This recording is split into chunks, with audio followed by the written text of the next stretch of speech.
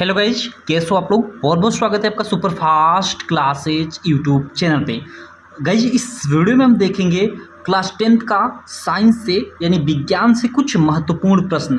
जी हाँ मेरे दोस्त, और ये देख सकते हो जो फर्स्ट ही प्रश्न है काफ़ी वेरी इंपॉर्टेंट है। यह प्रश्न 2013, 14, 15, 17, 18 और अभी जो रिसेंटली आप लोग का 2022 का बोर्ड एग्जाम हुआ है उसमें ये प्रश्न पूछा है। प्रश्न क्या है कि प्रकाश संश्लेषण किसे कहते हैं। प्रकाश संश्लेषण की क्रिया के लिए आवश्यक विभिन्न घटकों के नाम बताइए। तो चलिए इस प्रश्न का हम लोग आंसर लिखते हैं। इस प्रश्न का हम लोग आंसर कैसे लिखेंगे एकदम अच्छे से मैं आपको समझाऊंगा, लेकिन उससे पहले कहूँगा अगर आप चैनल को अभी तक सब्सक्राइब नहीं किए हो तो इसी प्रकार की वीडियो देखने के लिए चैनल को आप सब्सक्राइब कर लो। और बहुत सारी और भी मैं इंपॉर्टेंट वीडियो बनाया हूँ, उन सभी वीडियो का लिंक इस वीडियो के मैं डिस्क्रिप्शन में डाल दूंगा। आप मतलब जाकर या चैनल पे भी आप जाकर देख सकते हैं। प्लेलिस्ट में आप यूट्यूब पे सुपर फास्ट क्लासेस सर्च कर सकते हैं। तो देखिए अगर ये प्रश्न आता है आप लोग के बोर्ड एग्जाम में तो 3 मार्क में आता है। ठीक है, प्रश्न क्या आता है कि प्रकाश संश्लेषण किसे कहते हैं। प्रकाश संश्लेषण के लिए आवश्यक विभिन्न घटकों के नाम लिखिए। तो देखिए प्रकाश संश्लेषण क्या है, सिंपल सा देखिए पहले तो यहाँ हम समझ लेते हैं। यहाँ पे देखिए सिंपल सा ना, जो मतलब कार्बन डाइऑक्साइड होती है जो हम लोग छोड़ते हैं। आप लोग जानते हो कि जो मनुष्य होता है कार्बन डाइऑक्साइड मतलब सांस के रूप में छोड़ता है, ठीक है, और ऑक्सीजन ग्रहण करता है। तो हम लोग जो कार्बन डाइऑक्साइड मतलब छोड़ते हैं उसी को पौधे ग्रहण कर और मतलब जल अपने जड़ों से जल को खींचकर सूर्य के प्रकाश की उपस्थिति में भोजन बनाते हैं। ये सब लोग जानते हैं। और वो भोजन क्या होता है, ग्लूकोज होता है, C6H12O6। ठीक है, तो क्या है कि पौधों द्वारा कार्बन डाइऑक्साइड, ये CO2 है, इसको कार्बन डाइऑक्साइड बोलेंगे। तो पौधों द्वारा कार्बन डाइऑक्साइड और जल तथा सूर्य की उपस्थिति में भोजन बनाना, ठीक है, ही क्या कहलाता है, प्रकाश संश्लेषण की क्रिया कहलाती है या प्रकाश संश्लेषण कहलाता है। तो वही हमने यहाँ पे लिखा हुआ है कि पौधों द्वारा कार्बन डाइऑक्साइड, जल तथा सूर्य के प्रकाश की मदद से भोजन बनाने का मतलब कि पौधे भोजन दाल भात थोड़े बनाते हैं भैया, ग्लूकोज बनाते हैं। ठीक है, तो ही भोजन पोस्ट में मैंने ग्लूकोज लिख दिया है। ठीक है, तो ग्लूकोज बनाने की क्रिया को ही प्रकाश संश्लेषण की क्रिया कहते हैं या प्रकाश संश्लेषण कहते हैं। सिंपल सा आप लोग लिख देंगे। और यह मतलब जो इसकी ये समीकरण है इसको आप लोग लिख देंगे, जैसे कार्बन डाइऑक्साइड प्लस H2O और यहाँ ये तीर का निशान ऊपर लिख देगा सूर्य का प्रकाश, मतलब सूर्य के प्रकाश की उपस्थिति में ये क्या बनाते हैं, C6H12O6 यानी ग्लूकोज। और उसके अलावा ग्लूकोज के अलावा क्या करते हैं, ग्लूकोज के अलावा H2 यानी जल का भी निर्माण करते हैं थोड़ा सा, और उसके अलावा O2 यानी ऑक्सीजन का भी निर्माण करते हैं और ये ऑक्सीजन छोड़ देते हैं जिसको हम लोग ग्रहण करते हैं। ठीक है, तो इस तरह से आप ये समीकरण भी लिख दीजिएगा। अगर आप इसको संतुलित करना चाहते हैं तो संतुलित करके लिख दीजिएगा। ऐसे भी लिख देंगे तो ये सही है। संतुलित करेंगे तो यहाँ पे आपका 6 आ जाएगा, और उसके बाद यहाँ पे अगर आप संतुलित करते हैं तो यहाँ पे आपका 12 आ जाएगा, और यहाँ पे ये ऐसा ही रहेगा, और यहाँ पे आपका आ जाएगा 6 आ जाएगा, 6H2 हो जाएगा, और यहाँ O2 के आगे भी 6O2 हो जाएगा। तो इस तरह से ये संतुलित हो जाएगी। तो आप संतुलित भी कर सकते हो, बाकी बिना संतुलित का भी लिख सकते हो, कोई दिक्कत नहीं है। तो ये हम लोगों ने फर्स्ट प्रश्न देख दिया, मतलब देखा अभी, ये काफ़ी वेरी इंपॉर्टेंट है। और देखिए यहाँ पे बोला है कि विभिन्न घटकों के नाम भी बताइए।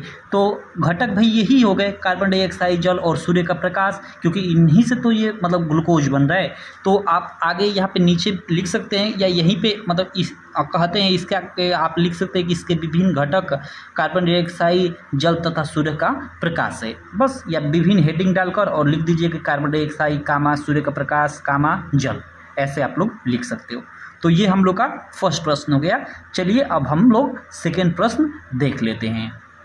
चलिए जो सेकेंड प्रश्न है उसको हम लोग देख लेते हैं। सेकेंड प्रश्न क्या है आप लोग स्क्रीन पे देख सकते हो। ये भी काफ़ी इंपॉर्टेंट है भाई, काफ़ी वेरी इंपॉर्टेंट। जाइलम तथा फ्लोएम से क्या तात्पर्य, मतलब जाइलम और फ्लोएम क्या है, मतलब अगर ये हम लोग जानते हैं तो इसके बारे में लिख लेंगे। तो देखिए जाइलम और फ्लोएम ये मतलब क्या होते हैं कि पौधों में ये जैसे हम लोगों में नसें पाई जाती है ना, जैसे आप लोग सुने हो कि ये धमनी होती है, सिरा होती है, तो उसी तरह ये जाइलम और फ्लोएम मतलब एक तरह से बोले तो पौधों में पाई जाने वाली नसें होती है, इनको वाहिकाएं बोलते हैं।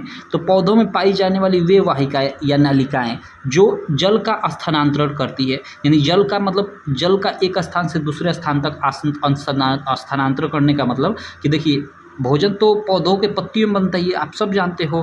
तो जल कहाँ से आता है, तो जल तो जड़ से आता है, ज़मीन से आता है। तो कौन ले जाता है, तो वही जाइलम ले जाता है जड़ों से पत्तियों तक जल को।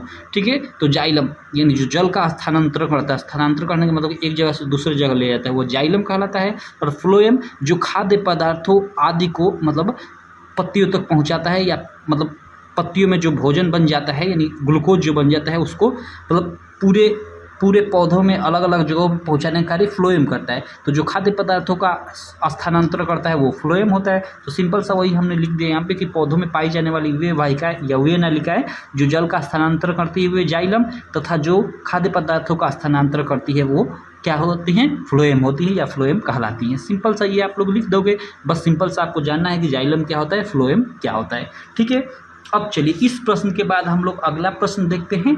अगला प्रश्न हम लोग का क्या है, देखिए अगला प्रश्न में हमने मतलब डीएनए और आरएनए का आप लोग फुल फॉर्म ले लिया है। कई बार आप लोग के बोर्ड एग्जाम में ऑब्जेक्टिव क्वेश्चन पूछ देता है डीएनए और आरएनए का फुल फॉर्म, या कभी कभी 2 मार्क में भी पूछ देता है।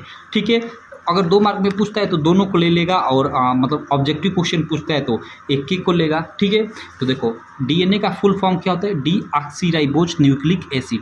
इसको हिंदी में अगर आपके एग्जाम में आता है ना तो आप इंग्लिश में भी लिख सकते हो और हिंदी में भी।